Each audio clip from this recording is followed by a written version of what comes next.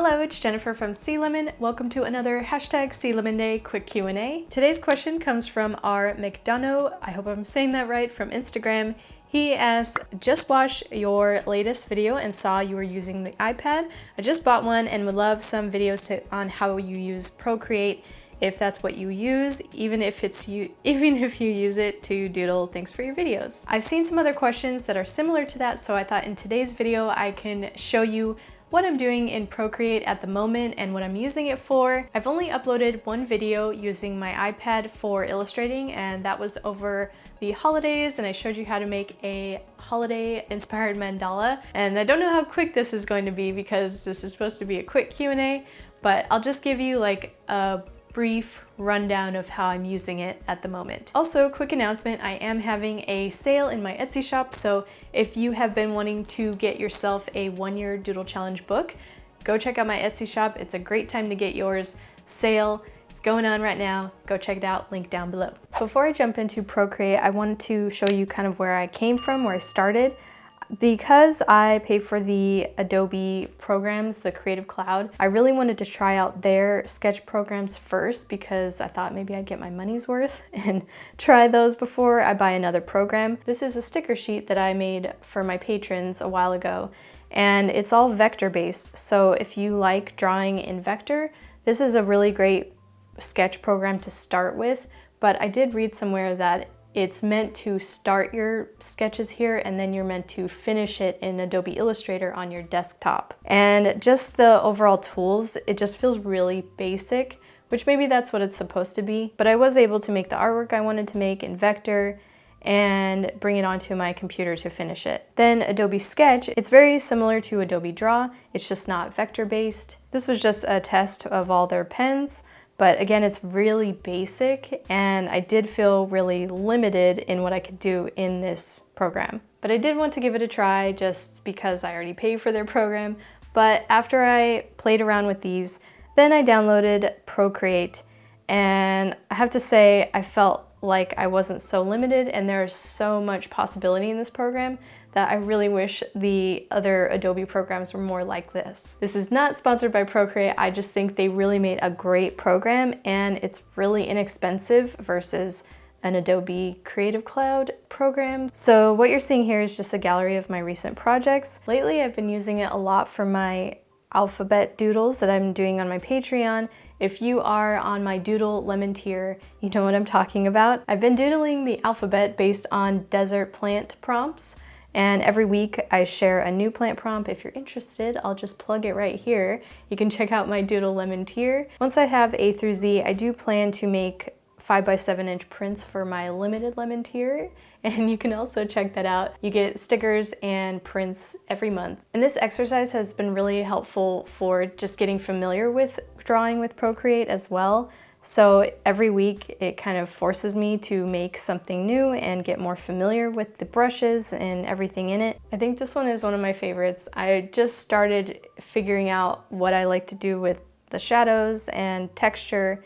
And so I started out with wanting to make these really simple, but then I started adding more dimension to them. So I have all these on different layers so I can move them around and shade them without affecting the artwork around them. You can multiply, reduce the opacity. There's so much function in this that is similar to Photoshop. You can color correct something like the hue, saturation, brightness, color balance, curves, recolor. You can blur, you can sharpen. You can also make a clipping mask, which I find really helpful in Photoshop. Basically hide a layer inside of another layer so that only that area is affected. I don't know if that makes sense.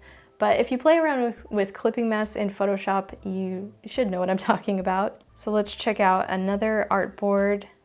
This latest one I'm working on is an H, and the plant that I'm doodling for this is hens and chicks. It's a succulent. And this one, I think this is the most detailed out of everything I've done so far.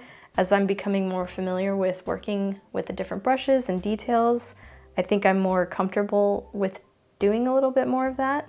Also, since drawing with the Apple Pencil, this is like really responsive and it feels a lot like a real pencil. When I've tried a Wacom tablet, I just couldn't get into it because it felt like it was lagging and just not as responsive as a real pencil. So this just is really nice. I still have a lot to learn through this program with tricks on what you can do, but there's a lot of shortcuts that I don't know. But one place I have been learning a lot is the Procreate's Instagram. They do have a lot of helpful stories, like their mini tutorials are really quick and they're really easy to learn from. So I've learned a lot of shortcuts from their Instagram page. But something else I find really helpful is being able to look at the reference while I'm in the program. If I'm looking for reference images, I usually like to keep it in the left corner.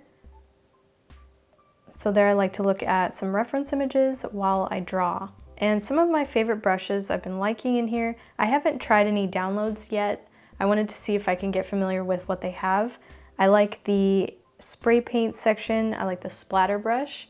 And then I do like the dry ink brush. The script brush I use a lot. It has a hard line. I use those three a lot. So a lot of my drawings in here are those three brushes. So far, I've been using it for art prints and a lot of stickers, and I use that script brush to outline the white parts of the sticker. This was also something my Limited Lemon patrons got in the mail. And also Timelapse is something fun to use in this. So you can see how much I messed around with all of this. Sometimes I repurpose my previous drawings so I can make them in here and make them a little bit more polished. So this was based on a line art that I drew years ago on one of my videos. Sometimes I like to mess around and see what my logo could be, if it's something different. I don't think I'll redo my logo in the near future, but sometimes it's fun to mess around and see something else that I like more. I don't know, I've just been messing with it and sketching. But that's another thing I like about this. You can explore, and you might recognize these from a screen in another video last year.